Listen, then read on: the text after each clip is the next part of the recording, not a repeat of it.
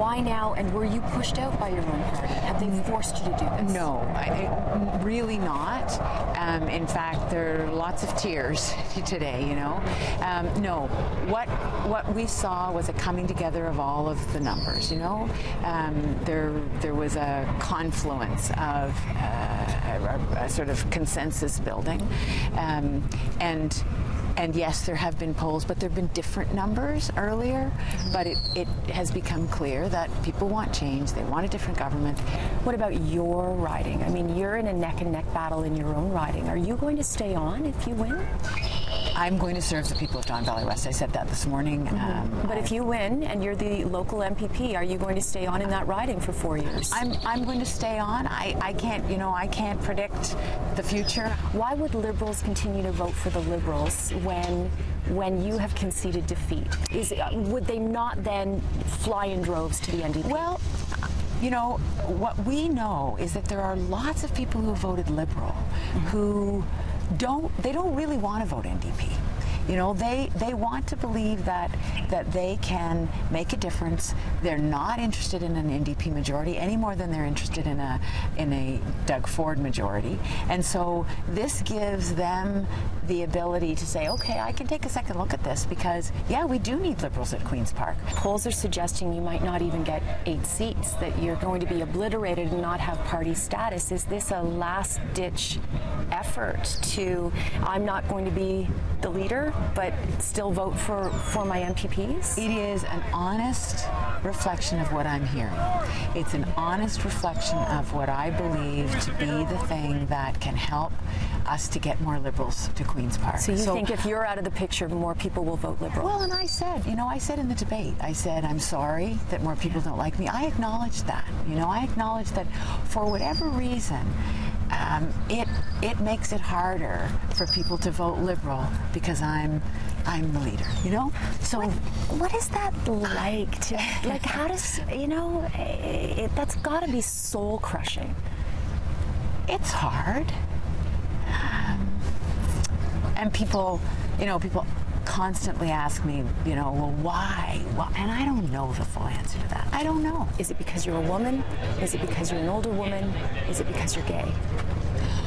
Well, I think all of those things may have something to do with it. You know? I mean, I've seen your Twitter feed and the comments. Yeah, and it's interesting. It's interesting that you add age into that because I do think there's an element of that as well. But there are other things at play, and I've said to you before, you know, I think that there are some tough decisions that I made that a lot of people didn't like. Hydro One. Is that the one that turned people against you? It may be. It may be the lightning rod one. You know. I think they were mad because you didn't campaign on that, and then you did it without any, you know, warning, and people were angry because they felt you betrayed them.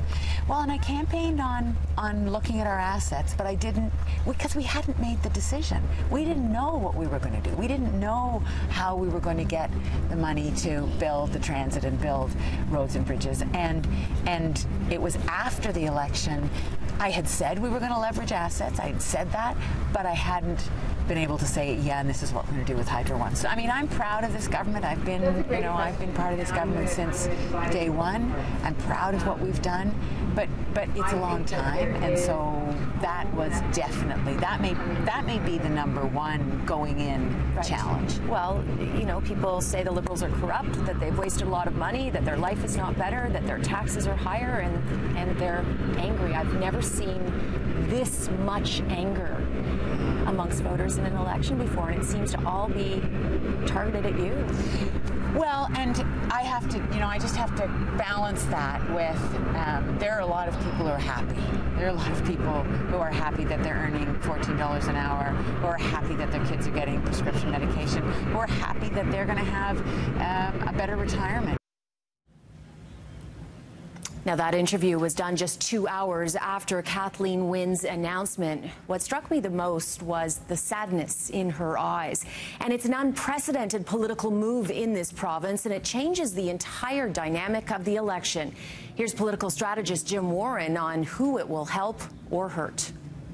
I think this is the nuclear button option. The Liberals have no other choice, so everything else they've done hasn't worked. I think they were looking at winning no seats on Thursday, and they're trying to give people some sort of almost permission to say, listen, we're going to punish Kathleen Wynne ourselves, which the campaign has her come out and say that today, and they're trying to give some reason for you to vote for local candidates and focus on local candidates. And again, remember, this is the first campaign where we're going to get money proportionate to how many votes you get. So for every vote for Liberal is $1 for them to help pay off their campaign debt to try and survive, to live to fight another day. So they're going to be broke out of this. You're going to have the caucus decimated. You're going to have the bank account is going to be completely depleted, and you're going to have a demoralized party. Will this ultimately hurt the PCs if it boosts the NDP, of course? Now, all of a sudden, Tory safe ridings are actually in play. People like Vic Fideli and Nipissing all of a sudden have a battle on their hands because no one is voting Liberal in those ridings. And so there's a real challenge for Conservatives that thought they had an easy go of it, thought they were going to win almost by acclamation. Their ridings are all of a sudden in play because the NDP have a chance when nobody votes Liberal.